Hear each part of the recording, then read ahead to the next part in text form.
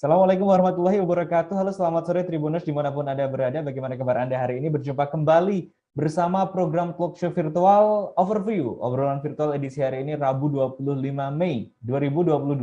Bersama saya Gilang Putranto. Saya Arsyad Abdul Rawi. Dan di kesempatan kali ini kita akan kembali membahas sebuah tema menarik mengenai 2024. Tepatnya siapa sebetulnya capres yang nantinya akan melenggang di 2024. Nah, ini menarik Gilang karena memang pidato Presiden Jokowi di Rakernas kelima Projo di Borobudur 21 Mei lalu ini heboh. Kenapa heboh? Karena memang Jokowi secara tersirat menyatakan bahwa saya mungkin capres yang kalian dukung ini ada di sini, tapi ojo ke susu. Nah, apakah makna dari pidato Jokowi? Apakah ini menyasar ke sosok Ganjar Pranowo karena memang sosoknya saat itu ada di acara tersebut, atau ada yang lain dalam pidato itu? Baik, kita akan membahasnya bersama 3 narasumber. Saya akan sapa yang sudah bergabung secara virtual bersama Tribun News. Yang pertama ada Sekjen Projo, ada Pak Handoko. Pak Handoko, Assalamualaikum. Waalaikumsalam, selamat sore. Baik, apa kabar Pak Handoko? Alhamdulillah sehat. Baik, terima kasih Pak Handoko. Kemudian selanjutnya ada politikus senior PDIP, Bang Andreas Hugo Pareira. Selamat sore Pak Abang. Selamat sore, apa kabar? Abang ya. Alhamdulillah, puji Tuhan, sehat-sehat semua. Terima kasih Bang. Terima kasih. Yang ketiga ada pengamat politik, ada Kang Ujang Komarudin. Selamat sore, Assalamualaikum. Waalaikumsalam warahmatullahi wabarakatuh. Selamat sore Bang Asep dan Bang Gilang, Bang Handoko dan Pak Andreas. Ya. Baik, terima kasih sudah bergabung. Saya ke Bang Andre terlebih dahulu. Bang Andre, ini mungkin sudah menjadi perhatian banyak ya publik mengenai apa yang disampaikan oleh Presiden Joko Widodo dalam acara Projo kemarin. Tanggapan dari PDIP seperti apa? Ya, sebenarnya biasa-biasa aja lah gitu. Dalam situasi menjelang tahun politik seperti ini, muncul banyak statement, banyak tafsiran, juga muncul banyak analisa, banyak peramal, banyak orang yang menjadi analis-analis, pengamat-pengamat.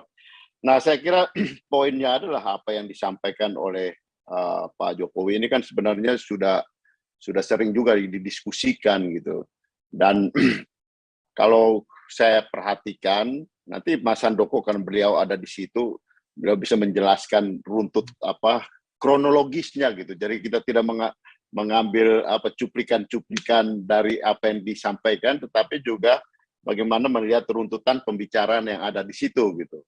Bahwa beliau menjelaskan tentang situasi peta dunia, terus kemudian situasi politik, terus bagaimana tantangan-tantangan yang dihadapi oleh pemerintahan, dan kemudian baru sampai pada situasi politik nasional, dan kemudian bagaimana dinamika politik yang terjadi sekarang gitu.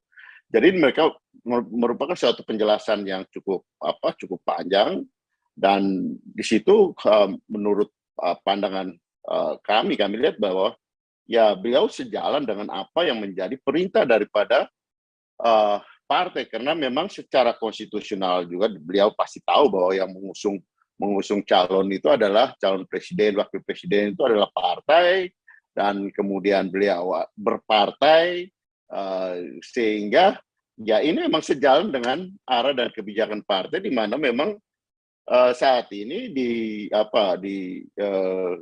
diputuskan, diperintahkan pada seluruh jajaran partai untuk fokus untuk mendukung proses pemerintahan yang berjalan sekarang sampai dengan akhir daripada pemerintahan Pak Jokowi.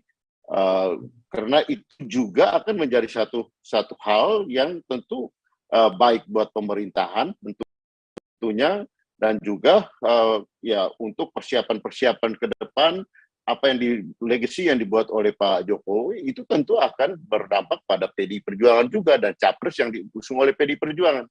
Jadi logiknya itu seperti itu gitu, artinya yang disampaikan, dan ya kami menangkap bahwa ini sesuai dan sejalan dengan apa yang disampaikan oleh Pak Jokowi dan apa yang menjadi kebijakan dari partai gitu. Dan di partai belum diputuskan siapa yang menjadi capres, siapa yang menjadi cawapres, dan Pak Jokowi tahu betul bahwa urusan capres dan cawapres. Itu pertama adalah wilayah partai, dan yang kedua di PDI Perjuangan itu adalah hak prerogatif dari ketua umum. Baik, tapi tapi itu positioning. Baik, ini kan di posisi tersebut kan menyebutkan bahwasanya mungkin yang akan diduga ada di situ, dan kemudian tokoh-tokoh yang mungkin digadang-gadang menjadi bakal calon presiden di lokasi tersebut ada Pak Ganjar Pranowo. Jadi kalau kita seperti apa, Bang? Ya, saya kalau kita lihat dari kita menganalisa ini ya, kan ini kan menganalisa dari bahasa kan. Bahasa mungkin itu kan maknanya interpretatif. Sementara kalau ojo ke susu itu kan ya maknanya imperatif. Dalam arti itu perintah, jangan terburu-buru. Itu adalah perintah, jangan terburu-buru sebagai orang yang ditokohkan, presiden di situ beliau menyampaikan jangan terburu-buru. Tetapi kalau mungkin itu adalah interpretatif gitu. Jadi ya karena beliau mungkin tahu dinamika yang ada kan, di situ kan bukan hanya Projo kan. Tahu, coba nanti cek ke Mas Handoko. Saya juga tahu di situ ada beberapa teman-teman lain yang juga memang di dalam dinamika para relawan-relawan ini kan macam-macam gitu, dan ya relawan yang mendukung Pak Jokowi dari 2014-2019 ini kan berhadapan atau menghadapi pemilu tahun 2024 kan ada yang sudah punya sikap, ada yang masih menunggu, ada yang jadi disitulah Pak Jokowi menyampaikan ojo ke susu. Tapi ya bahwa apa yang disampaikan dengan mungkin itu karena memang melihat peta yang ada di situ. Di situ ada Joman, ada mungkin ada Bara JP, ada macam-macam Seknas di situ, yang juga mungkin ada yang sudah punya sikap soal itu. Baik, artinya PDIP biasa saja dengan biasa saja, artinya soal seperti itu kayak kami ini soal pemilu itu kan sudah bertahun-tahun, sudah berpuluh kali, beratus kali, ribu kali pilkada dan pilpres sudah berkali-kali, jadi sudah biasa berhadapan dengan situasi seperti itu. Baik, terima kasih Bang Andri untuk awal terlebih dahulu.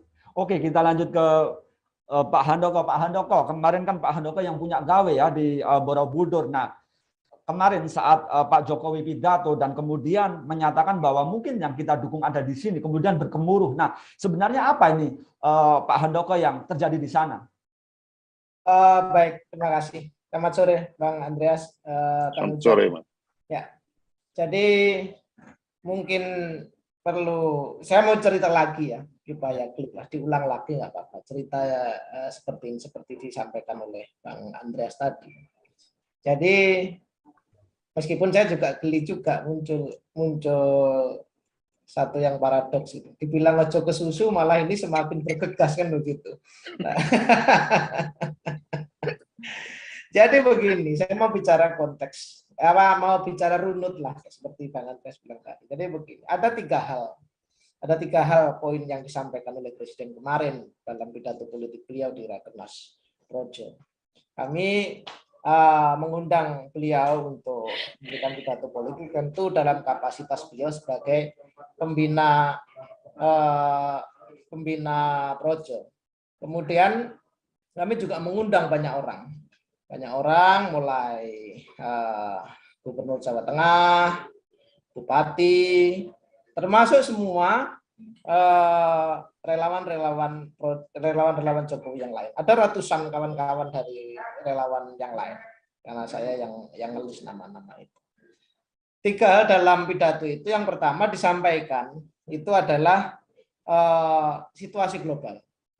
Situasi global yang 2 tahun lebih ini kita diajar pandemi COVID-19. Nah, belum selesai COVID-19 ini, kemudian muncul sekarang situasi terkini yang sudah 3 bulan, 4 bulan ini adalah perang Rusia-Ukraina yang sangat berpengaruh pada konstelasi geopolitik.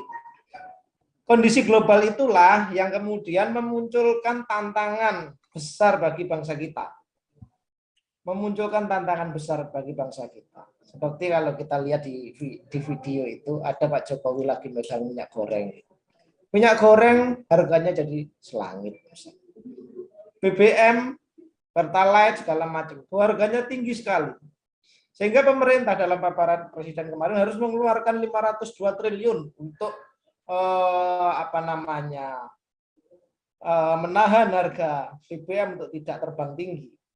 Nah, ini beliau menyampaikan langkah-langkah, termasuk ada ajakan-ajakan seperti mari menabung, mari berhemat. Karena tahu situasinya sangat sulit bagi bangsa kita ini. Gitu. Nah, karena situasi itulah kemudian beliau masuk pada poin ketiga, soal politik. Nah, soal politik ini dia bilang ojo kesusu sih, gitu kan. Jangan keburu-buru.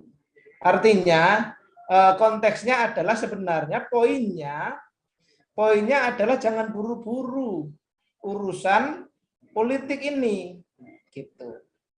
Nah, ada hal yang disampaikan beliau juga, dinamika partai masih belum menunjukkan arah-arah yang jelas. Ini warning sebetulnya bagi kami semua, mungkin bagi komponen bangsa ini. Jangan buru-buru, ojo kesusu. Nah, meskipun ada satu kalimat, meskipun beliau teruskan, meskipun mungkin yang akan kita dukung nanti itu ada di sini. Itu yang kemudian memunculkan kehebohan. Ya, dan itulah akhirnya yang dipetik dalam banyak pemberitaan. Maka sebenarnya sama sekali tidak ada esensi atau substansi bahwa di situ menyebut nama. Justru yang kami tangkap dari Projo dua hal. Yang pertama adalah bahwa kita ya harus concern seperti Bang Andreas tadi bilang, concern pada kerja-kerja konkret untuk menyelesaikan tantangan-tantangan yang muncul. Ojo kesusu ini mungkin juga bagi peringatan bagi semua orang di lingkungan presiden, mau menteri, mau relawan, mau apa, jangan keburu-buru. Ojo kesusu ini soal Pilpres 2024, apalagi soal nama. Yang kedua, yang disampaikan beliau juga bahwa untuk urusan nama nanti beliau akan bicara tentu dengan banyak pihak, termasuk dengan relawan, dengan Projo, karena banyak pihak di sekitar presiden. Nah, makanya kemudian kami dari Projo menyikapinya tidak lantas masuk ke nama, tapi yang penting sekarang bagaimana menghadapi tantangan yang sedang dihadapi bangsa ini dan kemudian menyiapkan mekanisme. Kami menyiapkan mekanisme, maka hasil Rakernas 5 Projo kemarin adalah Projo setelah ini akan menggelar namanya musyawarah rakyat untuk menjadi sebuah mekanisme menjaring kehendak rakyat secara demokratis. Akan segera digelar. Dari situlah baru kemudian pada saatnya nanti kita akan bicara nama yang akan kita diskusikan dengan presiden. Kira-kira begitu konteksnya. Pak Handoko, mungkin saya potong sedikit. Pak Handoko, nah tadi kan ada sejumlah tokoh ya yang diundang. Nah, kenapa hanya sosok Ganjar Pranowo saja, tidak ada sosok-sosok yang lain? Yang artinya mungkin setara ya, yang selama ini disebut menjadi capres atau cawapres. Jangan salah ya, gini, kami mengundang nama-nama lain, ya kan?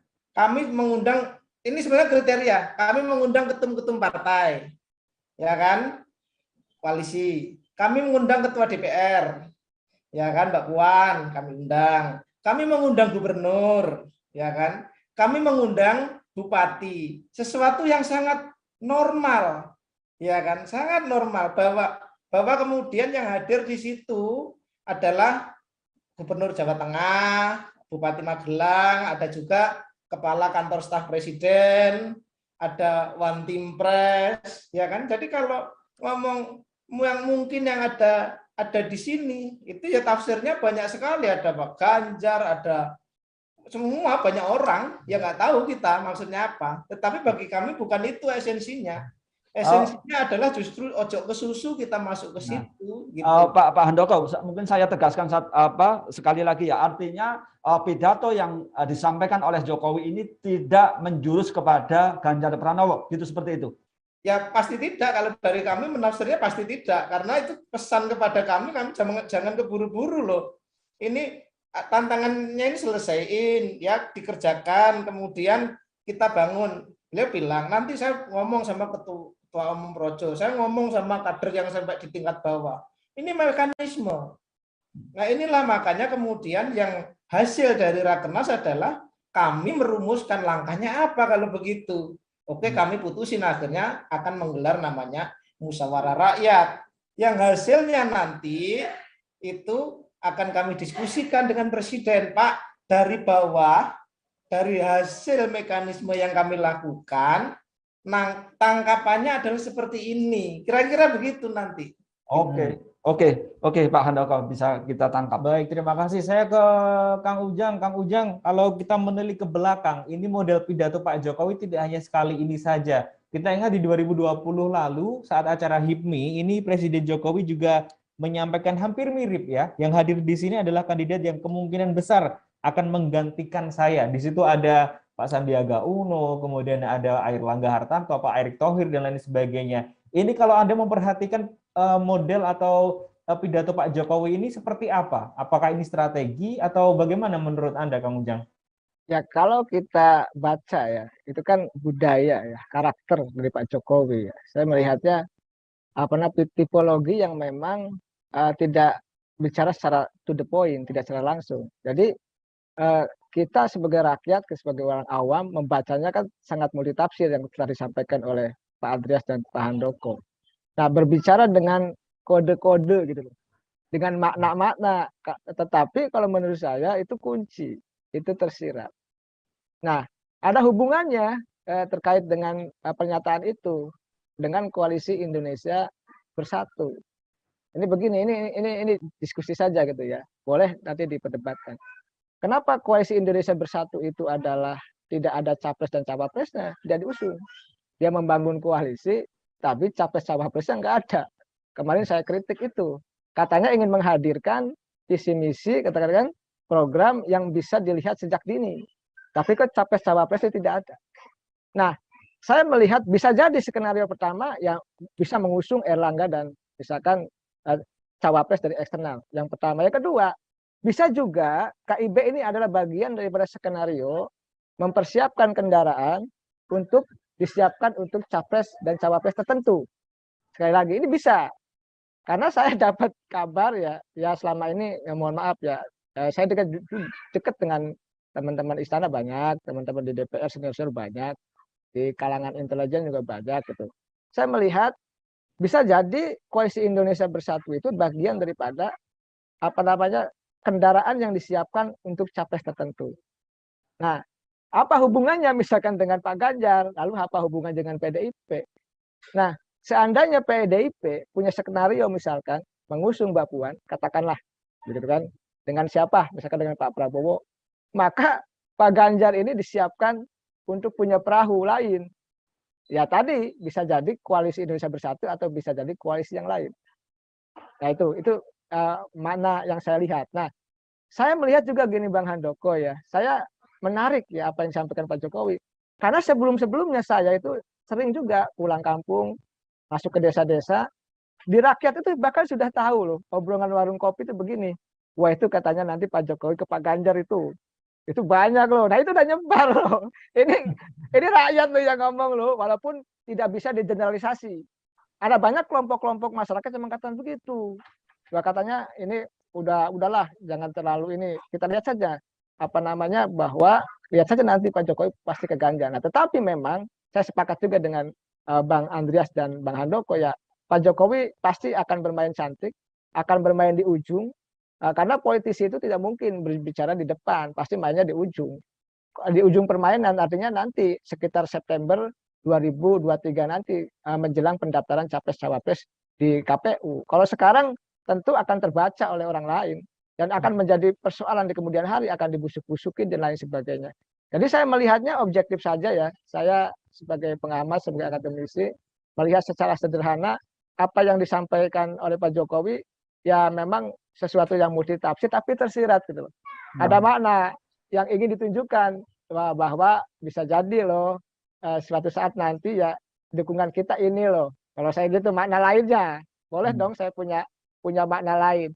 Makanya ada skenario yang memungkinkan nanti capres-cawapres itu bisa dua kubu.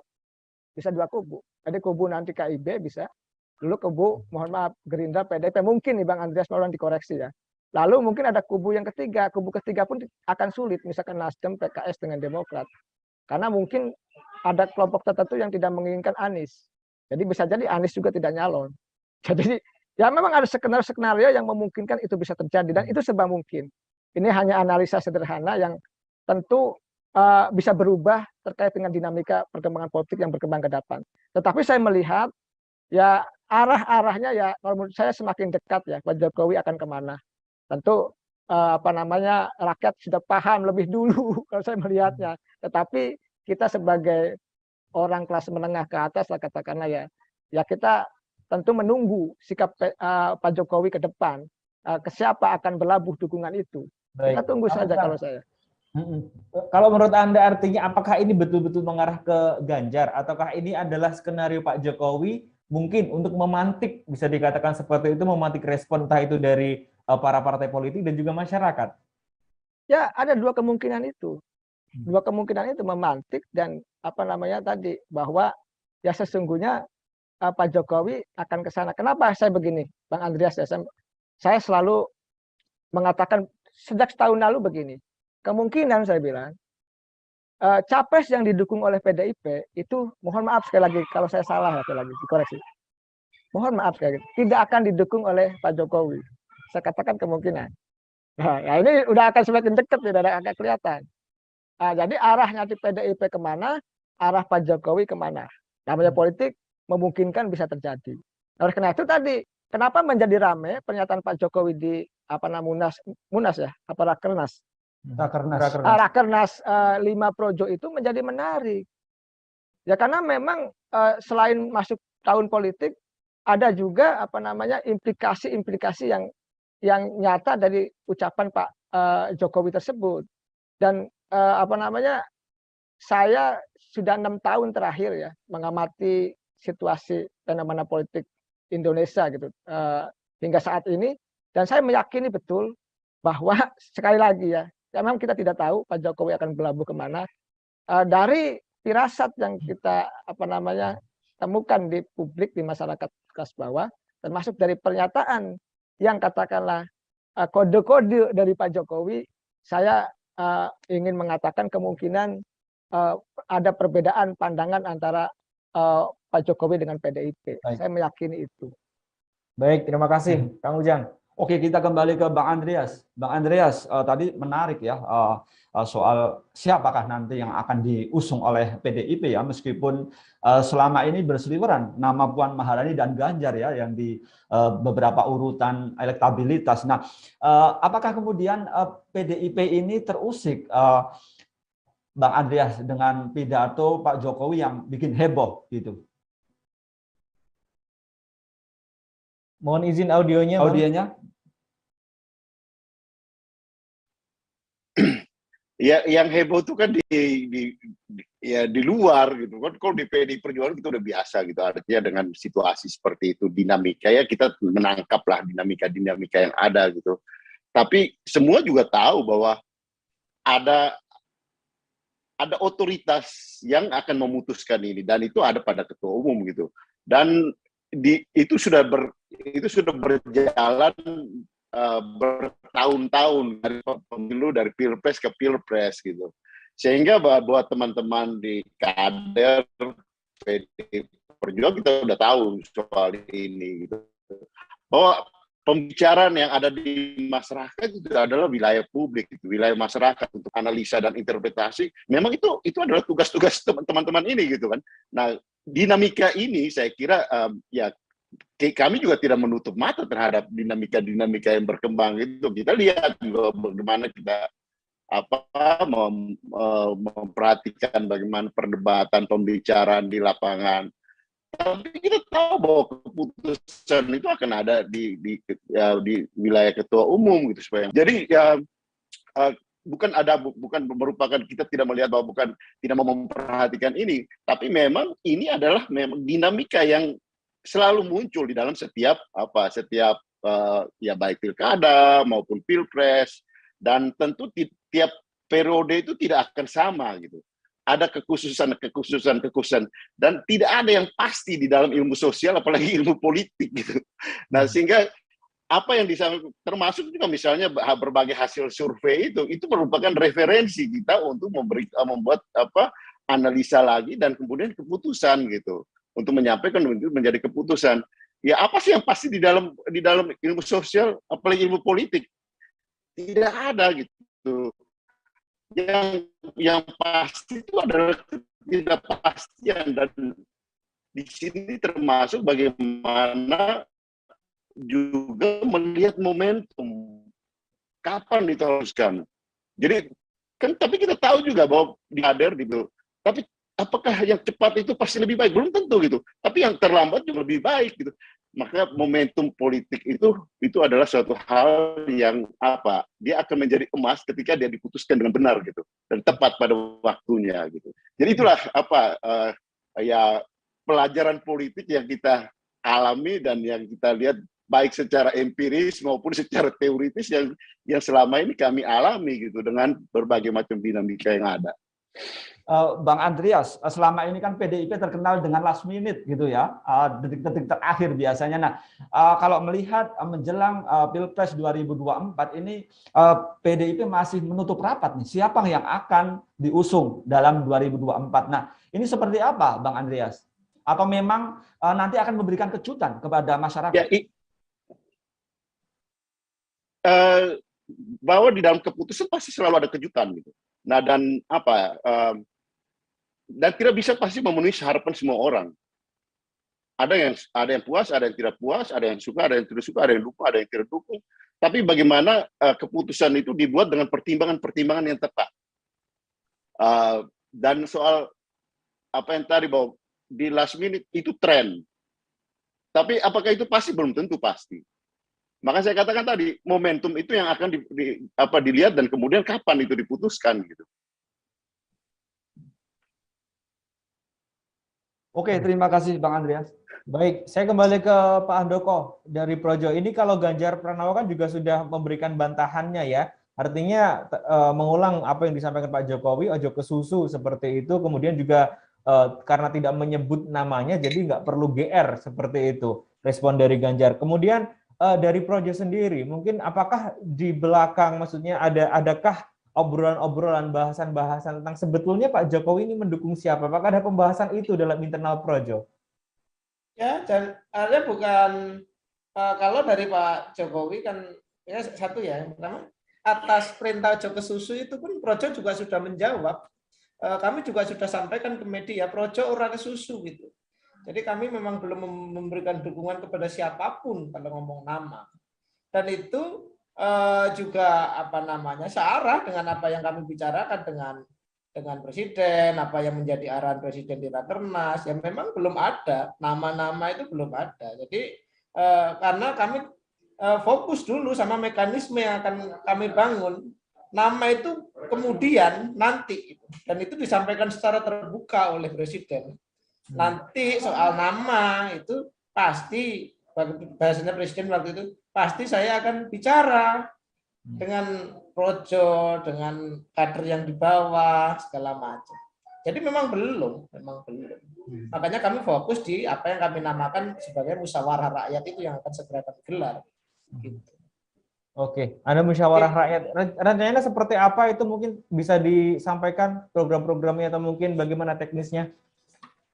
Teknis akan kami susun, tapi kami dalam hasil Rakernas ya, artinya kami akan menjaring suara itu di kota-kota di seluruh Indonesia, di berbagai kota. Kami akan menggelar kegiatan yang menghadirkan mungkin ribuan orang, banyak elemen, ya kan, ada akademisi, ada praktisi, ada jurnalis, ada segala macam, supaya kami bisa semakin objektif untuk mendapatkan suara kehendak rakyat, karena Projo memang desain kami adalah Projo harus menghadirkan itu, seperti dulu ketika kami memohon betul waktu itu kepada PDI Perjuangan untuk mencalonkan Pak Jokowi, yang alhamdulillah waktu itu Ketua Umum PDI Perjuangan akhirnya mengabulkan permohonan itu. Nah, karena kami bukan partai politik, kami bukan pemain utama di situ, kami itu yang bisa kami lakukan. Gitu. Nanti pun akan seperti itu. Musyawarah rakyat ini loh, dari yang kami lakukan muncul nama-nama ini. Nanti kami akan diskusikan dengan Presiden Jokowi sebagai pembina kami, dan itu nanti ketika pada waktunya, oke, kita dorong ini. Seperti dulu kita lakukan ketika kami mendorong Pak Jokowi. Mendorong pun waktu itu bukan tiba-tiba ini Pak Jokowi presiden, enggak begitu. Kami memohon waktu itu sampai menghibah-hibah lah ke PDI Perjuangan, Bu Ketua Umum, tolong dong ini alhamdulillah ternyata aspirasinya suaranya sama. Karena kami juga sadar posisi itu. Seperti itu. Baik, terima kasih. Kalau mungkin bisa singkat saja untuk hasil dari Rakernasnya, mungkin ada poin-poin penting yang kemudian menjadi landasan bergeraknya Projo setelah Rakernas apa saja ini Pak Handoko? Ya, Rakernas itu sama lah seperti yang rapat kerja apa segala macam, Pak. Ada dua hal, yang satu tentu organisasi, ya kan. Organisasi kami akan lakukan penguatan internal untuk menyongsong, ini kan menyongsong 2024, kami akan lakukan konsultasi itu. Untuk dari sisi politik hasilnya itu satu, itu kami akan menggelar musyawarah rakyat untuk menjaring itu, karena ini amanat kami menerjemahkan pidato politik presiden kemarin itu. Kita akan ngobrol, kita akan diskusi. Nah, jangan sampai kemudian kita diskusi kita nggak tahu lapangan. Makanya kami akan menggelar mekanisme itu sedemokratis mungkin, seobjektif mungkin, ya kan? Karena kami yakin itulah nanti penentu pilpres sebenarnya, bukan survei, bukan ini di media seperti sekarang ini. Gitu. Baik, artinya akan turun langsung ke bawah dan kemudian menyampaikannya kepada Pak Jokowi. Ya. Baik, terima kasih Pak Handoko. Oke, kita kembali ke Kang Ujang. Kang Ujang, Pak Jokowi ini kan diusung dari PDIP ya, dan bahkan menjadi kader ya PDIP. Nah, sementara di PDIP ini ada dua sosok, tidak hanya Ganjar, tapi Puan Maharani juga muncul ya di kalangan internal partai gitu. Nah, apakah kemudian dengan viralnya video pidato Pak Jokowi meskipun tidak langsung mengarah kepada Ganjar, nah ini apakah tidak melangkai sosok ketua umum PDI Perjuangan? Ya itulah hebatnya Pak Jokowi ya. Kenapa? Tidak menyebutkan nama. Walaupun secara eksplisit katakanlah walaupun calonnya kemungkinan ada di sini, tapi tidak menyebutkan nama. Itu kalau menurut hemat saya bagian daripada strategi komunikasi politik yang bagus dari Pak Jokowi. Nah, saya melihatnya tetap saya berkeyakinan nanti itu kemungkinan, saya tetap pada pengamatan saya dan analisa saya, kelihatannya apa yang didukung oleh PDIP kemungkinan besar tidak didukung oleh Pak Jokowi. Nah, makanya ada pernyataan di Rakernas 5 Projo itu. Nah, saya tidak tahu ya, Bang Andreas bisa membantah saya. Dulu saya pernah dapat bocoran dari teman-teman PDIP juga senior. Ada di internal gitu ya, nggak tahu benar apa tidak ya. Itu ada internal yang mengatakan bahwa calon kita adalah Mbak Puan. Menang ya menang bersama gitu. Kalah ya kalah bersama. Ya, artinya Mbak Puan itu kemungkinan besar akan, sekali lagi ini analisa ya, tentu semua kemenangannya ada di Ibu Megawati ya. Jadi ya bisa menjadi capres, bisa juga menjadi cawapres, tergantung dari dinamika politik yang berkembang nanti. Nah, saya melihatnya ada hubungan ya, walaupun Pak Jokowi itu kader, yang dalam perjalanannya dengan PDIP itu panas adem gitu, naik turun. Terakhir adalah terkait, mohon maaf, dengan penundaan atau Jokowi 3 periode. Ya kalau kita baca sebenarnya di politik belakang layar itu kan pertarungan. Mohon maaf sekali lagi kalau saya salah gitu ya, antara Pak Jokowi dengan PDIP gitu loh. Makanya saya mohon maaf kalau kesimpulan saya salah, mohon maaf. Makanya saya meyakini kalau nanti itu kemungkinan apa yang didukung diusung oleh PDIP itu akan berbeda dengan yang didukung oleh Pak Jokowi. Dan secara politik itu saya yakin. Kenapa? Begini kalkulasi sederhana saya ya. Kalau Pak Jokowi misalkan mendukung Mbak Puan, katakanlah, itu Pak Jokowi sebagai mantan presiden tidak akan punya kekuatan apa-apa ketika setelah selesai menjadi presiden. Nah, tetapi kalau mendukung orang lain yang bisa dijadikan, tentu dia bisa menjadi kingmaker dan bisa deal politik tertentu dan bisa dalam tanda petik ya masih bisa mengamankan kebijakan-kebijakan termasuk masalah IKN dan lain sebagainya gitu terhadap diri dan kekuatan politiknya ke depan. Ini juga menjadi penting. Karena kalau nanti misalkan Mbak Puan menang, ini analisa sederhana, ya tentu Mbak Puan akan lebih patuh dan tunduk kepada partai, kepada ketua umumnya, bukan kepada Pak Jokowi. Saya punya keyakinan itu. Jadi tetap analisa sederhana saya, tetap saya sampaikan ke publik, tentu ini bisa dibantah oleh Pak Andreas dan oleh pimpinan PDIP. Karena saya juga sering diundang, bahkan ketemu dengan Pak Andreas ya beberapa tahun yang lalu dengan Pak Hasto itu. Saya diundang di DPP PDIP. Jadi sering saya menghadiri ulang tahun PDIP juga sering. Tetapi saya sering kritis juga terhadap PDIP begitu. Kang Ujang, kalau kita melihat fenomena Pak Jokowi ini kan sebelum ini ramai dengan sosok Ganjar, ini kan bertemu dengan Anies Baswedan, kemudian diisukan akan mendukung Anies Baswedan, bertemu dengan Prabowo diisukan akan mendukung Prabowo. Nah, artinya Jokowi ini pada Pilpres 2024 ini akan menjadi magnet atau seperti apa? Atau selesai? Akan jadi kingmaker lah. Jangan lupa 14 Februari 2024 itu Pak Jokowi masih jadi presiden. Jadi masih menentukan terkait mohon maaf siapa yang bisa dijadikan capres atau cawapres. Masih punya power untuk itu. Karena Pak Presiden itu punya semua sumber daya. Sumber daya politik, ekonomi, jaringan, birokrasi, polisi, tentara, dan lain sebagainya. Walaupun dalam konteks tertentu ya polisi harus netral, tentara harus netral, dan lain sebagainya. Tapi kan kekuatan belakang layar kan kita tahu. Karena saya juga pernah menjadi, ya mohon maaf, tim sukses dan pernah ikut ya di partai politik. Bukan ikut saya menjadi anggota, bukan. Ikut petinggi-petinggi partai politik lah dalam 6 tahun terakhir yang lalu. Jadi saya melihat, oleh karena itu tadi, saya ingat begini loh, biasanya kita ini menganut teori power center. Jadi orang yang berkuasa itu pasti akan dihormati di kita itu. Tetapi orang yang tidak punya kekuasaan itu akan ditinggalkan. Oleh kenapa, mohon maaf, banyak misalkan kepala daerah yang akan masanya habis ya, waktunya misalkan kayak Anies Oktober, itu punya waktu misalkan setahun menganggur menuju katakanlah 2024. Nah, makanya bisa cenderung ditinggalkan.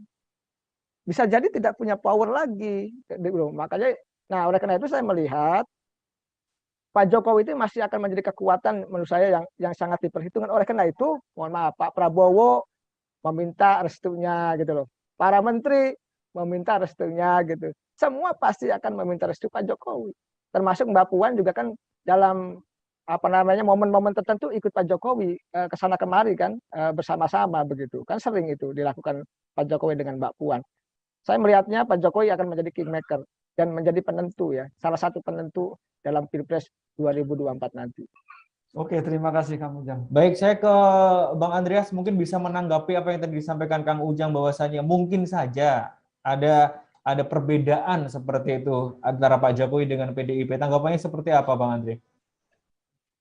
Saya menanggapi dulu apa yang tadi, kalau Pak Jokowi ketemu tuh, ya sebagai presiden, sebagai pemimpin, tiap hari dia ketemu banyak orang, gitu. Pusing nanti kita menganalisanya. Terus kalau soal minta restu, itu seperti kalau kami di NTT di Flores itu orang datang ke pastor, kalau mungkin di sini orang datang ke kiai gitu kan. Jadi pernah ada seorang pastor dia cerita ke saya, ini kalau menjelang pemilu tiap orang datang minta berkat ke saya gitu. 10 kandidat yang datang ya dia kasih berkat gitu, tapi kan pilihan kan cuma satu, Mas. Jadi ya hal-hal seperti itu biasa di dalam budaya kita, di dalam masyarakat kita, minta restu, minta berkat dari orang yang dituakan, orang yang ya tadi kalau misalnya di politik itu yang punya power, tapi toh akhirnya keputusan itu satu gitu. Nah, saya kira dari aspek ini dinamika, semuanya masih dalam dinamika yang ya bisa kita lihat ada tren kecenderungannya kemana, Tapi ya dalam perjalanan itu semuanya juga bisa berubah gitu. Bisa berubah dalam arti dia bisa berubah dalam waktu, ya itu tadi ada yang bilang last minute. Ya kita tahu gak di mana proses kemarin di dalam pencalonan kemarin soal wakil presiden misalnya. Itu kan banyak hal-hal, banyak variabel-variabel yang seringkali itu apa ya, tidak terdeteksi gitu. Dan juga di dalam teori, jadi kalau kita bicara teori Pak Ujang ya, di dalam teori pengambilan keputusan itu banyak hal yang orang bilang black box ya, black box area gitu. Di dalam black box area inilah yang merupakan apa, tanda tanya gitu, tanda tanya yang seringkali baru bisa dijawab setelah itu terjadi gitu.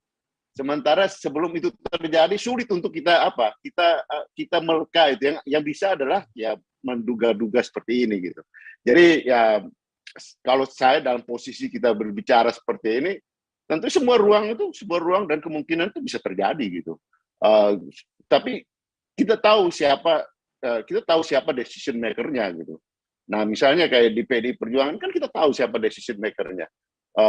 Di partai yang lain pun kita tahu siapa decision maker-nya. Bahwa di decision maker itu biasanya dilingkari oleh influencer. Nah bagaimana itu yang harus kita lihat di sini.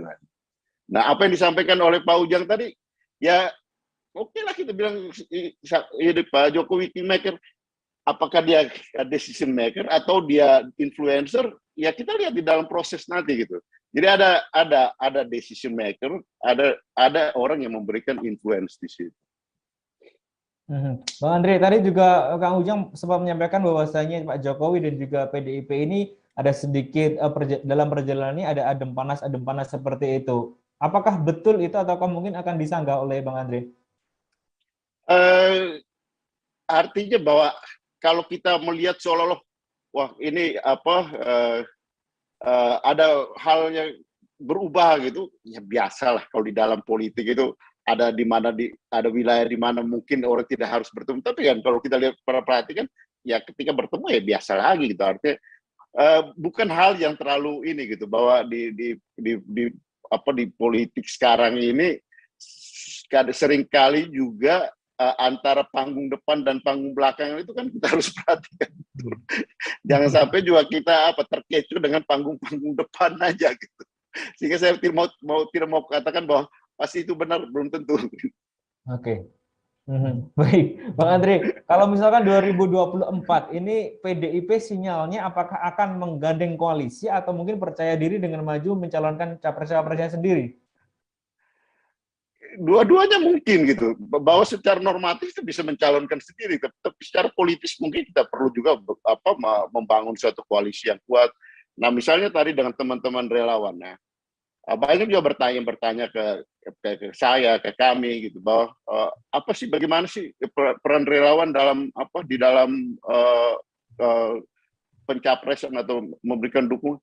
Saya bilang di dalam di dalam proses pemilihan seperti sekarang, pemilihan dengan one man one vote ini, yes, yang namanya Kang Ujang, yang namanya tukang pedati, itu suaranya sama, satu. Mulai dari presiden sampai tukang ojek itu suaranya sama gitu, sehingga semua orang itu harus dilihat sebagai potensi gitu. Jadi satu musuh itu terlalu banyak, 1000 kawan, 1 juta kawan itu terlalu sedikit gitu. Jadi bagaimana mengkonsolidasi dukungan sebanyak mungkin. Itu prinsip di dalam bagaimana kita memenangkan suatu proses kandidasi di dalam ini. Bagaimana memanage itu menjadi suatu kekuatan bersama. Dan kekuatan dari Pak Jokowi di dalam dua pilpres kemarin adalah bagaimana antara mesin partai bersinergi dan berkonsolidasi di dalam kerja untuk memberikan dukungan pada Pak Jokowi. Kan kita lihat kan teman-teman Projo kan tahu gitu, dan kebanyakan teman-teman Projo kan teman-teman nama kami juga gitu kan.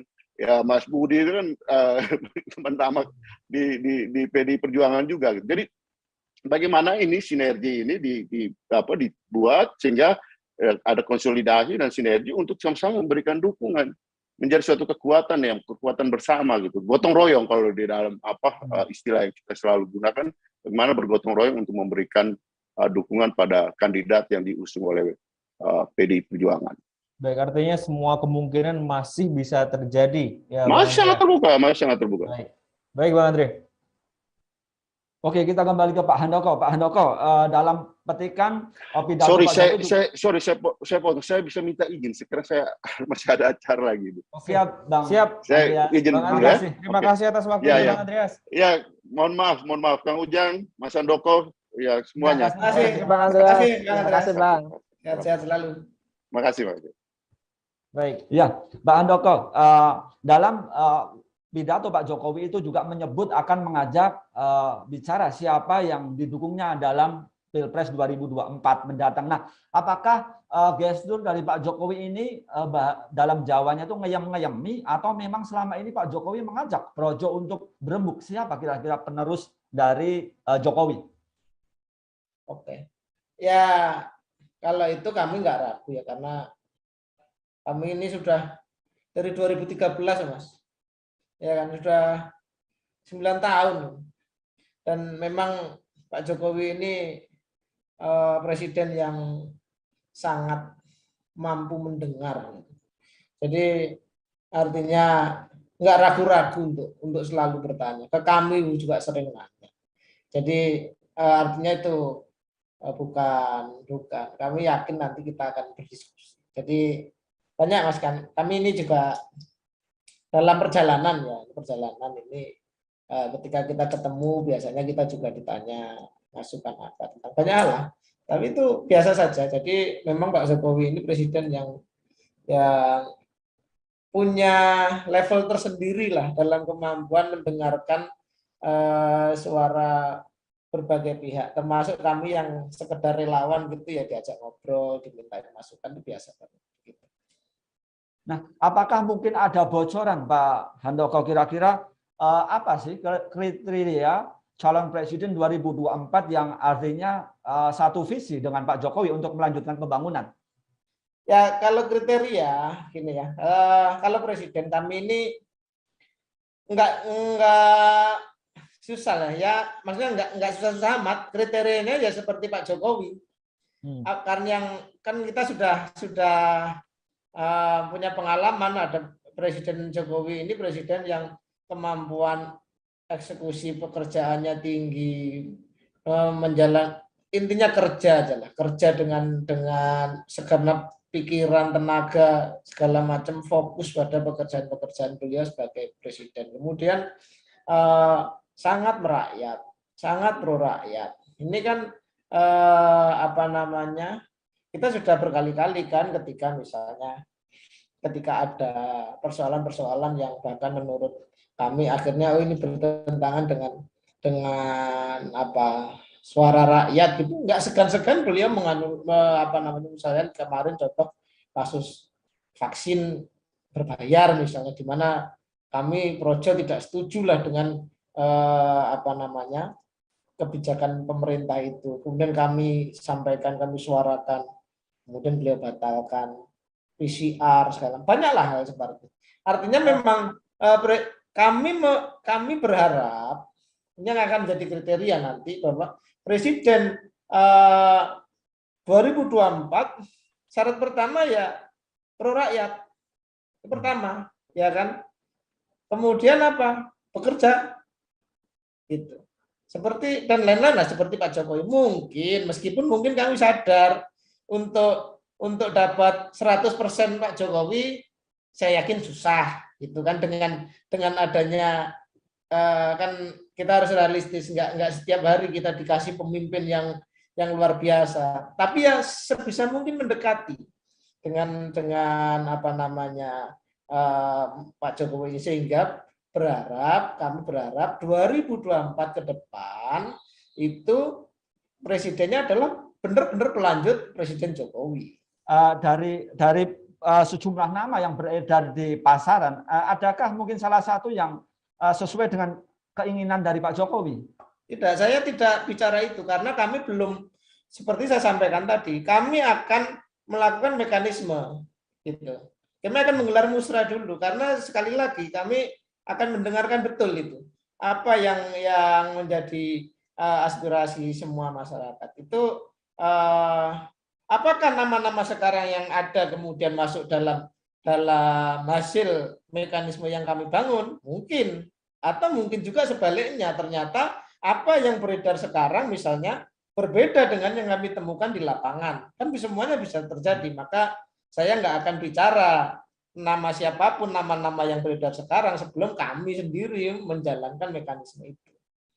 Singkat saja, Pak Handoko, ada kabar beredar juga bahwasanya Projo dimungkinkan juga akan berubah menjadi partai politik. Nah, ini apakah kemudian isu-isu ini mungkin tanggapannya seperti apa, Pak Handoko? Ataukah akan setia berada di samping Pak Jokowi dengan nama relawan yaitu Projo? Itu loh, itu kan makanya saya ini kan wong Jawa Mas, orang Jawa ya. Makanya dibilangi ojo ke susu itu karena mungkin Pak Jokowi melihat potensi kami kesandung atau apa, makanya diwejang jangan ke susu, jangan keburu-buru supaya nggak kesandung, kan begitu. Jadi itu kami justru sekarang ini dengan wejangan Pak Jokowi kemarin kami sangat, oh iya ya kita harus hati-hati ya, ini situasinya sangat apa namanya bisa membuat kita salah arah, kita tergelincir, kita kepleset, makanya kita dibilang ojo ke susu supaya hati-hati akhirnya. Maka ya bahwa ada apresiasi atau apa ya pendapat bahwa saya baca juga di berita itu ada yang pengamat yang bilang coba Projo jadi partai misalnya untuk bisa berkiprah secara real di lapangan politik ya, tapi ya kami berterima kasih tentu Projo dianggap punya kelas sebagai partai politik.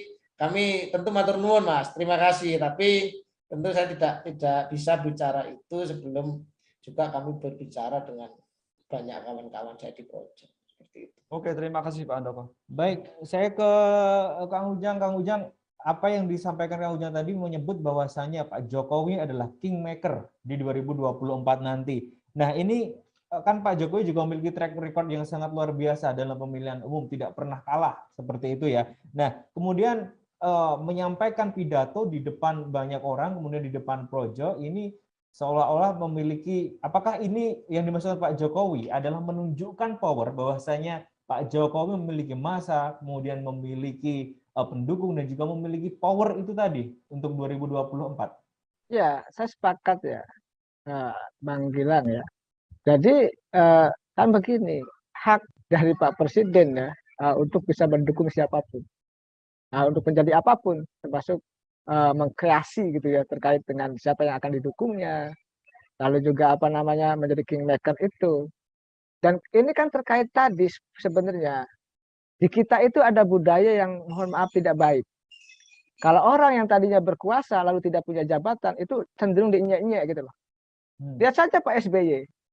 Sama aja kan untung masih megang Demokrat gitu loh.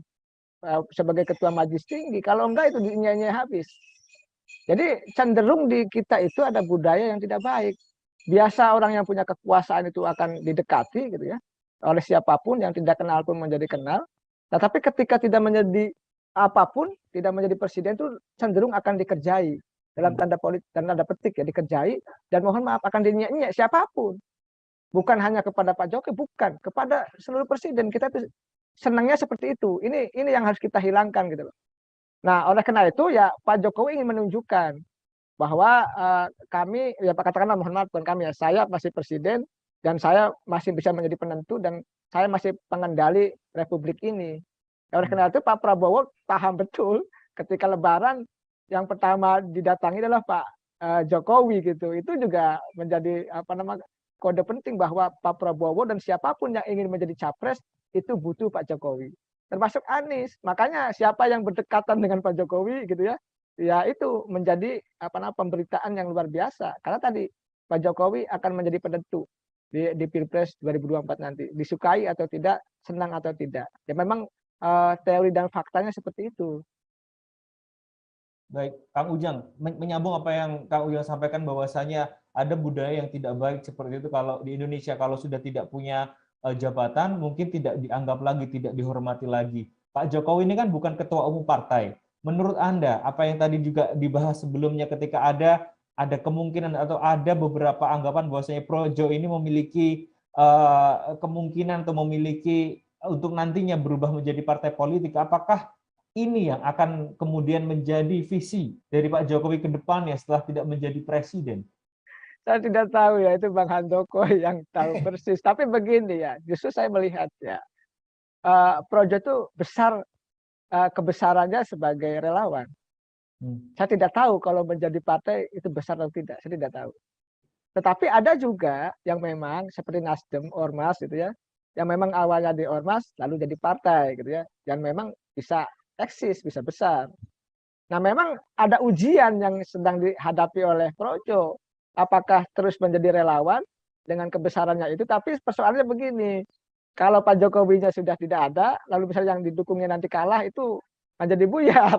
Persoalannya makanya tadi ada kehati-hatian dari Bang Handoko gitu loh, untuk bisa memilih ya, figur atau calon yang tepat, tentu yang menang tadi gitu. Yang ojo ke susu itu menjadi penting, makanya main di ujung di akhir nanti. Nah saya mencermati ya, kita ini yang mesti harus melangkah lebih jauh ya dalam berpolitik. Kita kelihatannya ya kita ini masih mengulang hal-hal yang lama gitu. Mestinya kan saya melihat kalau Projo ingin menjadi partai politik ya menjadi partai politik yang yang harus eksis dan besar. Tetapi tadi kita diuji tuh. Kan kalau pemilu itu kan uji kompetensi gitu. Uji kehebatan, uji kekuatan, semua diuji itu pemilu itu. Makanya banyak partai yang bertumbangan. Ya kalau mau jadi partai ya saya sih mendoakan supaya besar gitu, supaya eksis agar bisa membangun bangsa.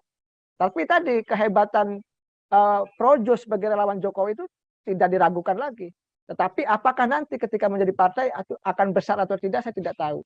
Tergantung Pak Handoko itu dan teman-teman di dalamnya begitu.